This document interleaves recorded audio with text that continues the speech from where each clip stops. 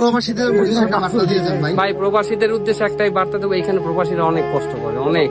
আবার এই কষ্টের ভিতরেও তারা একজন বাংলাদেশিকে পাইলে যেভাবে আপ্যায়ন করে, এটা আসলে আমি ব্যক্তিগতভাবে আমি মুগ্ধ হয়েছি প্রবাসীদের খেদমতে।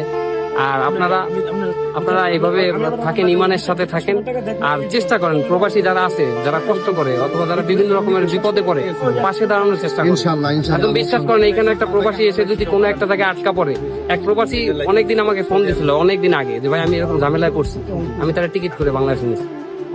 বুঝতে পারছেন? আপনার প্রত্যেকের জায়গা থেকে এই কাজটা করেন, বিশ্বাস করেন আল্লাহ তাআলা কিন্তু জান্নাতে যাওয়ার জন্য আপনার কোটি কোটি আমল দেখবেন, আপনার ভুরি ভুরি আমল দেখবেন, আল্লাহ যে কোনো একটা ওসিলা করে তো আপনার নিয়ে যাবে। আমরাও এখানে ইনশাআল্লাহ চেষ্টা করি জন্য। আজকে আমাদের মদিনা থেকে আমরা একটা নিজেদের একটা উদ্যোগে একটা কাজ করি যে প্রত্যেক মাসে আমরা 20 জনকে উমরা করাই আমাদের। আলহামদুলিল্লাহ আলহামদুলিল্লাহ। আপনাদের সমস্ত ভালো কাজের সাথে আমি ব্যক্তিগতভাবে বলে যাই, আপনাদের প্রত্যেকটা ভালো কাজের সাথে আমি থাকি ইনশাআল্লাহ।